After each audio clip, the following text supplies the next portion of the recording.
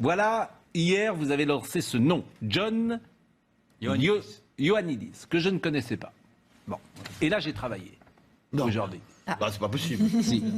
John Ioannidis est un professeur de médecine et un chercheur de l'école de médecine et de l'école d'humanité et des sciences de l'université de Stanford. Il est surtout connu pour son article « Pourquoi la plupart des résultats de recherche scientifique publiés sont faux ». Ce qui est intéressant. Il a donc publié ça en 2005 et a particulièrement suscité la réflexion et le débat scientifique lié à la reproductibilité des études scientifiques.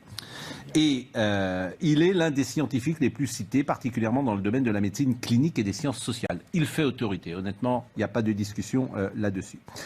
Durant la crise du Covid-19, il déclare en mars que les données collectées jusqu'à présent sur le nombre des personnes infectées et l'évolution de l'épidémie ne sont absolument pas fiables, en référence au modèle prédictif qui prévoyait des millions de morts aux États-Unis, qualifiant la gestion de la crise de fiasco de preuve unique dans un siècle.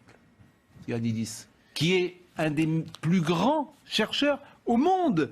Il dit dans une vaste étude, il assure que les mesures de restriction n'ont pas d'effet sur le nombre de cas de Covid-19, une étude largement relayée évidemment par les anti-confinements. Et pour cause, c'est quand même fascinant. C'est pas un charlot, je veux dire, c'est pas n'importe qui. Mais ce que dit Ioannidis, c'est que non seulement le confinement n'est pas efficace, que je veux bien croire en effet, parce que c'est un peu l'impression que ça me donnait, mais qu'en plus il est facteur de contagion supplémentaire, parce que quand vous confinez, quand il y a un contaminé en plus, naturellement vous confinez tout le cercle intime. Et donc c'est même contre-productif, c'est même illogique. Et pourquoi est-ce qu'effectivement beaucoup de pays se sont rués là-dessus? C'était analysé. Moi, je le fais dans le sens où cette peur a été une peur qui est devenue hystérique et cette hystérie a créé une folie. Bernard-Henri Lévy avait parlé de la folie du Covid, je crois, dans son livre. Et cette folie-là explique... Le virus qui rend fou. Le virus qui rend fou. Et cette folie-là explique que l'on ne sait plus raisonner et qu'on est dans un mimétisme de la peur. Et au prétexte que le voisin fait une chose, on va faire la même chose sans vouloir regarder, sans vouloir entendre ceux qui nous disent que ceci sont des bêtises. Parce que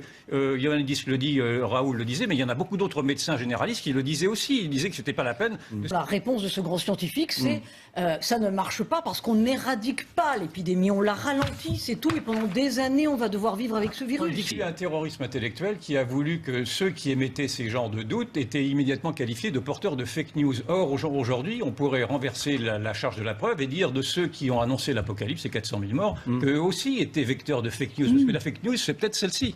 Bon, la Suède et la France... La seule démocratie qui n'a pas confiné, c'était l'Amérique de M. Trump. Et à partir du moment où Trump était un contre-modèle, on a dit, puisque Trump fait ça, nous... En fait, on a préféré le modèle chinois au modèle américain. Le Brésil n'a pas confiné et le Brésil a en pourcentage des morts beaucoup moindres qu'en France.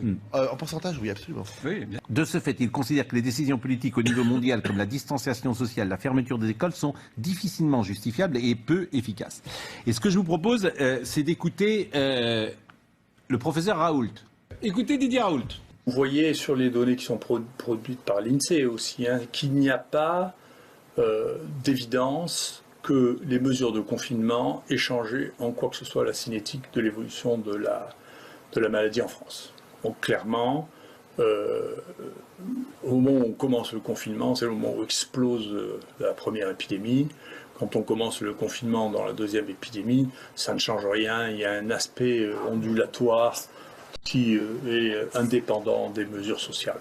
Mais mieux que ça, l'homme qui est le plus connu au monde sur le mode des analyses épidémiologiques, et ça à Stanford. Et vous voyez, il compare les différents pays, bien qu'il soit américain, il inclut la France qui a pris des mesures contraignantes en regardant voilà, comment a fait la Corée, comment a fait la